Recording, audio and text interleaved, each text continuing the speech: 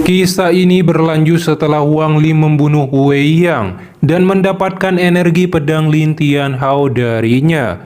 Ketika Wang Ling keluar, dia melihat Mo Lihai telah babak belur. Mo Lihai kemudian menjelaskan lukanya disebabkan kalah dalam pertempuran melawan Mo Fei. Dalam pertempuran itu, Mo Fei sangat kuat. Dia mampu menahan 10 tinju niat keruntuhan dan laut iblis gelombang 100 milik Mo Lihai. Mo Fei memantulkan semua serangan tersebut dengan mantra disik yang berputar. Mantra ini yang membuat Mo Lihai kalah.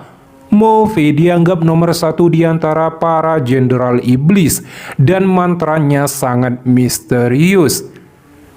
Setelah dia menjadi jenderal iblis dan berkultivasi selama 3 tahun di Danau Naga, tidak ada yang bisa memaksanya untuk menggunakan mantra kedua selain disik berputar yang mencerminkan semua mantra dan sangat kuat. Mo Lihai juga menggunakan mantra yang diajarkan oleh Kaisar Iblis secara pribadi yang disebut Iblis Pembakaran. Dengan mantra ini, dia mampu menerobos 17 lapisan dari 8 lapisan disik yang berputar sebelum akhirnya dikalahkan. Mo Lihai mempunyai perjanjian dengan Mo Fei. Jika dia kalah harus menyerah pada kompetisi umum iblis. Jadi Mo Lihai membungkuk ke arah Wang Ling sembari berkata, "Sekarang hanya bisa mendapatkan posisi wakil panglima. Semua akan tergantung padamu." Wang Ling dengan tenang berkata, "Aku akan melakukan yang terbaik." Mo Lihai mengambil nafas dalam-dalam dan menggenggam tangannya. "Terima kasih banyak, Brother Wang. Besok kita akan pergi ke istana kerajaan bersama-sama." Keesokan harinya, matahari bersinar di istana kekaisaran. Niat pertempuran yang kuat muncul di 8 kota. Di dalam kota kekaisaran di 10.000 kaki persegi, ada drum perang raksasa hitam. Tim prajurit iblis lapis baja hitam melangkah keluar dan mengelilingi alun-alun. Lalu satu orang tiba-tiba menyerbu secepat kilat dan tinjunya mendarat di drum perang. Seketika suara terendam menggema dari kota kekaisaran dan menyebar ke seluruh kota iblis surgawi. Satu persatu para jenderal iblis memimpin pelayan dan pembantu mereka menuju kota kekaisaran melewati gerbang kota kekaisaran. Di alun-alun terdapat tempat duduk 9 lantai yang lebarnya lebih dari 1000 kaki. Pejabat yang tak terhitung jumlahnya dari Sky Demon City duduk di kursi mereka. Hanya ada 1 kursi di atas, dan itu milik Kaisar Iblis. Di ujung selatan dan utara alun-alun, ada tempat duduk 8 lantai lebarnya lebih dari 800 kaki. 2 lantai teratas dari masing-masing hanya memiliki 4 kursi per lantai. 8 teratas adalah untuk panglima tertinggi, dan 4 bagian bawah adalah untuk wakil panglima. Saat ini seluruh lapangan sangat ramai, dan banyak orang berdatangan duduk sebelum Kaisar Iblis tiba. Hiruk-pikuk bisa terdengar saat ini. Berbagai perbincangan terjadi. Banyak dari mereka menebak bahwa Mo Fei akan menjadi berada di peringkat 1. Tetapi ada beberapa orang membantah pernyataan tersebut bahwa Mo Lihai atau Xi Xiao dengan kekuatan dan pembantu yang mereka miliki. Gelombang debat bergema di seluruh lapangan. Semua orang menebak siapa yang akan memenangkan kompetisi umum iblis kali ini. Segera pukulan drum kedua bergema, menyebabkan semua orang terdiam. 6 panglima dari kota surga, Suan Kuning, Universe, keabadian, dan kekacauan muncul. Mereka melesat terbang menuju tempat duduk masing-masing. Adapun Panglima Suan sangat pucat karena luka yang disebabkan Wang Ling. Setelah itu 8 kepala komandan laki-laki dengan 1 perempuan berjalan menuju alun-alun di langit. Mereka dipenuhi aura superior sebelum duduk di kursi. Drum ketiga dipukul. Suara yang sangat keras terpancar. Tetapi kaisar iblis yang ditunggu-tunggu tidak muncul. Sebaliknya, seorang pria mengenakan armor emas menunjukkan dirinya. Sebut saja dia Wasit dan memerintahkan semua jenderal iblis masuk. Banyak jenderal iblis berjalan melalui gerbang iblis surgawi dalam 2 baris diikuti para pembantu mereka. Wasit menjelaskan aturan kompetisi. Jenderal iblis dilarang saling membunuh atau dibunuh pembantu dan jika melanggar dibunuh. Hal ini tentu saja membuat Wang Ling tersinggung terhadap pernyataannya. Setelah itu orang yang maju pertama ke arena pertandingan adalah Jenderal Iblis Mu Yun. Xi Xiao maju sebagai penantang dan mengejutkan semua orang. Bekas luka di wajahnya disebabkan Mo Lihai merupakan penghinaan terbesar yang dialaminya. Xi Xiao berhenti di arah berlawanan dan dengan sombong berkata bahwa Mu Yun bukan tandingannya dan disuruh turun. Namun Mu Yun tersenyum saat mengeluarkan 5 untaian gas hijau keluar dari tangannya dan dengan cepat melesat menuju Xi Xiao dalam bentuk 5 ular berbisa. Menghadapi serangan tiba-tiba ini, Xi Xiao mengirimkan 5 jarinya ke depan. Semburan cahaya berbentuk berlian dengan bentuk pedang melesat dan menghancurkan 5 ular hijau. Pedang es terus menerobos dan berhenti tepat di depan kepala Mu Yun, sampai memaksanya mundur secara mengerikan akibat gelombang kejutnya. Xi Xiao menarik kembali serangannya sembari berkata untuk memanggil pembantunya. Segera setelah itu tanah bergetar saat pria besar seperti sumo dengan telanjang dada berjalan ke arena. Dia bernama Tian Lui dari sekte roh raksasa yang berfokus pada kekuatan fisik. Tian Lui melangkah maju ketika energi spiritual surgawi melonjak, menciptakan kabut yang segera menutupi tubuhnya. Kabut surgawi melesat ke arah Xi Xiao dan mengepung tubuhnya seperti puluhan kuda, bersiap melakukan serangan mendadak. Xi Xiao membentuk kerucut dengan jarinya dan energi spiritual iblis menyatu.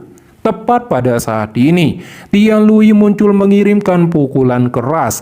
Tangan kanan Xi Xiao menikam ke depan. Kerucut mengambil bentuk naga yang marah melesat dan mendarat di keningnya. Tubuh Tian Lui langsung terpukul 3 langkah sebelum tubuhnya meledak menjadi potongan-potongan daging yang tersebar di seluruh arena. Xi Xiao bahkan tidak melihatnya. Sebaliknya menatap dingin Mo Lihai sembari menegaskan tidak ada pertempuran hidup dan mati di antara para jenderal iblis, tetapi para orang asing bisa dibunuh. Xi Xiao langsung menantang Mo Lihai bertarung. Tetapi Mo Lihai berkata telah kalah dari Mo Fei, jadi dia tidak bisa berpartisipasi dalam kompetisi. Mata Xi Xiao dipenuhi dengan niat membunuh saat dia menatap Mo Lihai sebelum matanya beralih ke Wang Ling. Dia mengajaknya maju ke arena untuk bermain. Tetapi Wang Ling berkata tidak tertarik dalam pertempuran jika dia tidak dapat membunuh. Mendengar ucapan itu, Wasit menatap dingin Wang Ling dan berteriak, menurut aturan Xi Xiao telah menang di babak ini dan tidak boleh menantang orang lain. Xi Xiao berjalan melewati Wang Ling dipenuhi niat membunuh sembari berbisik, karena Mo Lihai tidak berani bertarung, aku akan membunuhmu untuk melampiaskan amarahku. Wang Ling tetap tenang di bawah ancaman ini dan Wasit akhirnya menunjuknya maju. Banyak orang segera mengeluarkan berbagai ejekan dan meremehkan kekuatan Wang Ling. Namun tidak untuk Jenderal Suan, apalagi ada orang armor besi biru di belakangnya dan menanyakan tentang Wang Ling. Jenderal Suan menegaskan Wang Ling akan menepati 3 besar bahkan nomor 1 dalam kompetisi. Pria parubaya terkejut mendengar ini. Dia hanya melihat Wang Ling hanya berada di level transformasi jiwa tahap akhir dan sangat sulit mendapatkan posisi pertama. Akhirnya, Jenderal Suwan membuat taruhan. Jika Wang Lin tidak mendapatkan posisi pertama, Jenderal Suwan akan memberikan bendera wakil surgawi Owen kepada pria Parubaya. Tetapi jika Wang Lin mendapatkan tempat pertama, pria Parubaya akan memberikan pil Suwan-Suwan kepada Jenderal Suwan. Pria Parubaya terkekeh dan berkata, "Oke, aku ingin melihat apa yang istimewa dari orang ini, sehingga membuat Wakil Komandan Suwan begitu percaya diri." Wakil Komandan Suwan mencibir dalam hati, "Jika kamu terluka serius olehnya, kamu akan menjadi percaya diri ini juga." Tepat pada saat ini, seseorang jenderal bernama Audi mengenakan baju zirah berwarna coklat muda maju ke arena. Audi bersikap sopan dan percaya diri saat dia tertawa meminta Wang Ling untuk menyerah saja. Namun Wang Ling berkata, "Kamu bukan tandinganku." Mendengar ucapan sombong ini, Audi melangkah maju saat tertawa, ingin melihat kualifikasi apa yang dimiliki Wang Ling sampai bisa bersikap sombong. Dia segera melepaskan teknik pelarian bumi iblis, dan tubuhnya menghilang melalui bumi dan bersiap menyerang Wang Ling tiba-tiba. Tetapi Wang Ling hanya menghentakkan kakinya yang diselimuti energi spiritual surgawi. Tanah langsung bergetar hebat saat gelombang kejut menyebar dari kakinya, dan tiba-tiba pilar-pilar magma panas membumbung tinggi ke langit. Hal ini memaksa Audi menarik diri dari dalam tanah. Segera setelah itu, Wang Lin dengan niat membunuh melesat dan tangannya diselimuti simbol kehidupan meraih tangan Audi.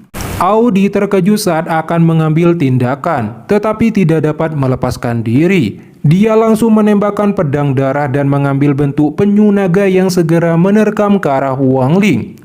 Wang Ling keluarkan 800 segel kehidupan dan berbenturan. Penyu naga kehilangan semua kekuatannya sebelum dihancurkan. Di saat itu juga, Wang Ling menyuntikkan banyak energi spiritual surgawi ke dalam tubuh Audi sampai meraung kesakitan. Bagaimanapun juga energi spiritual iblis dan surgawi saling menentang keras, sehingga menimbulkan ledakan yang menghancurkan jalur meridian dan tulang-tulangnya. Adapun wasit menyuruh Wang Ling berhenti, tetapi tidak diperdulikan oleh Wang Ling. Setelah membuat Audi menjadi cacat, Wang Ling melemparkan tubuhnya ke arena. Tepat pada saat itu juga, wasit meraih langit. Kekuatan matahari berkumpul di tangannya, membentuk tombak emas yang diselimuti aura pembunuh dan ditembakkan ke arah Wang Ling. Wang Ling mengirimkan tinju yang diselimuti segel kehidupan dan bertabrakan dengan tombak emas. Segera Wang Ling mengirimkan tinju kirinya, menghantam tombak emas sampai dihancurkan. Semua orang dan para jenderal iblis tercengang melihat pemandangan yang luar biasa ini. Wang Ling bertanya kepada wasit kenapa melakukan tindakan tersebut, apakah ingin melanggar aturan.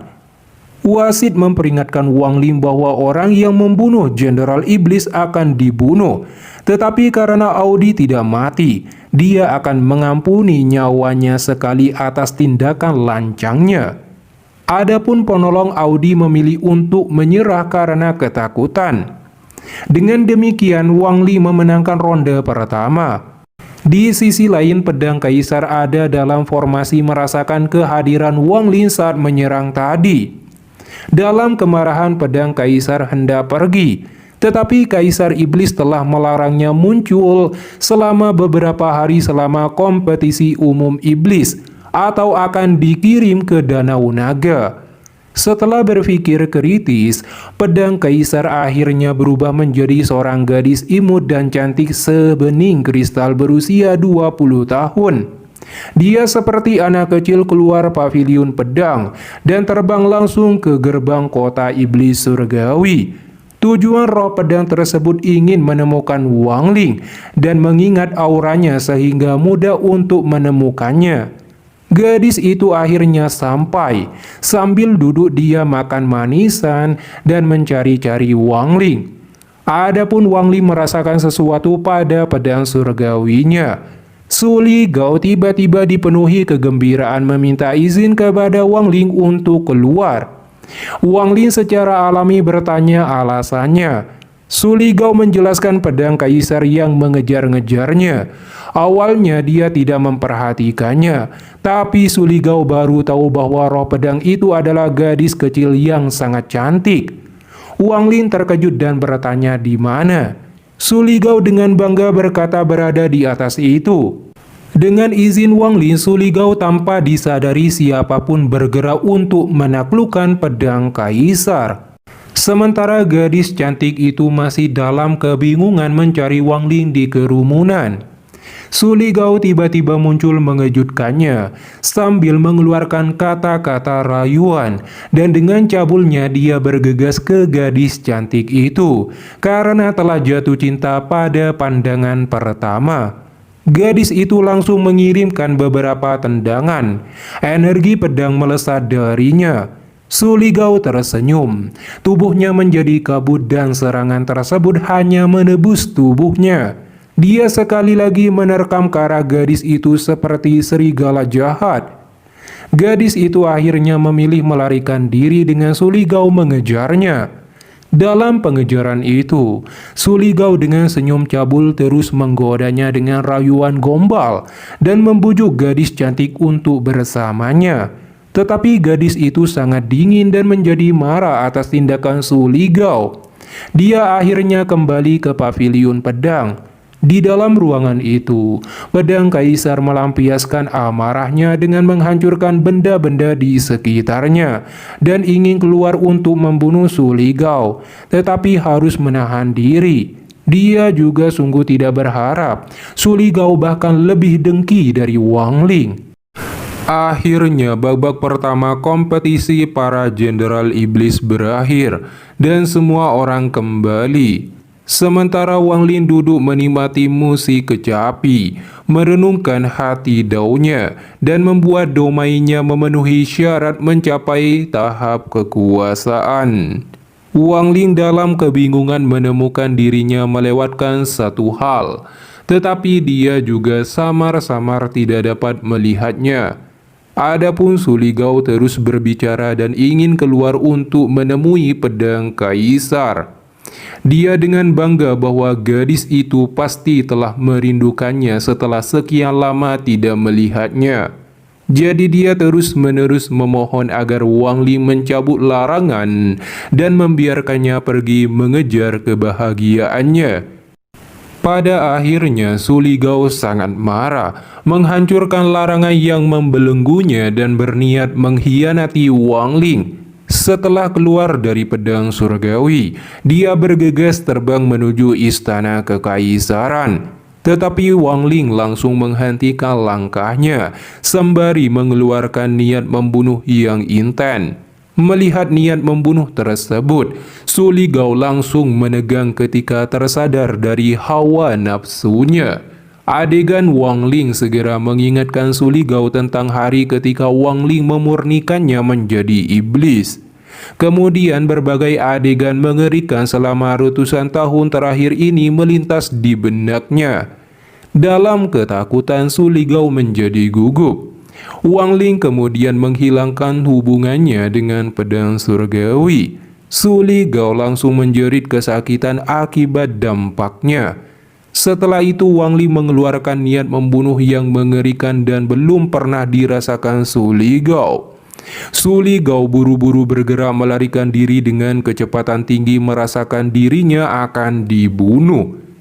Jika dia tahu ini akan terjadi, dia tidak akan pernah mengkhianati Wang Ling.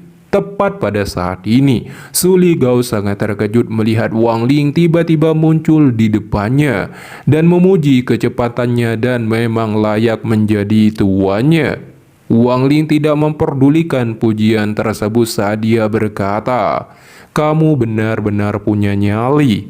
Batasan langsung mengekang tubuh Su Ligao. Su Ligao dipenuhi ketakutan dan penyesalan berlutut memohon. Dia minta maaf, mengakui kesalahannya dan tidak akan pernah memberontak lagi. Tepat pada saat ini, pedang bulan dengan kecepatan tinggi menyerang Wang Ling. Sayangnya segel kehidupan langsung mengelilingi tubuh Wang Ling. Ketika pedang bulan berbenturan, pedang itu dipantulkan lagi dan lagi. Pada akhirnya pedang bulan dikekang oleh 3.000 untayan energi pembantaian. Wang Ling kemudian bertanya pada Su Ligao apa alasan dia melarangnya pergi ke istana. Su Ligao yang tidak berpikir waras menjawab bahwa Wang Ling berniat memisahkan dirinya dengan si kecil yang cantik. Dia kira 80% Wang Ling mengincar kecantikan kecil itu sendiri dan tidak akan membiarkan istrinya dirampok. Wang Ling menatap dingin Su Ligao mendengar pernyataan tersebut. Dia berkata di Demon City Sky terdapat banyak ahli. Jika Su Ligao ditemukan, jiwanya akan dimurnikan dan seutuhnya hanya akan menjadi harta. Mendengar ini, Su Ligao langsung tercengang dan berkata baru menyadarinya. Namun jika aku ditangkap oleh pemilik keindahan kecil, itu akan baik-baik saja. Aku dan si kecil cantik akan bersama-sama.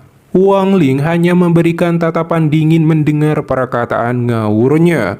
Adapun pedang kaisar di paviliun pedang berpikir berlawanan dengan Su Ligao. Dia dengan marah ingin keluar dan memotong tubuhnya menjadi dua.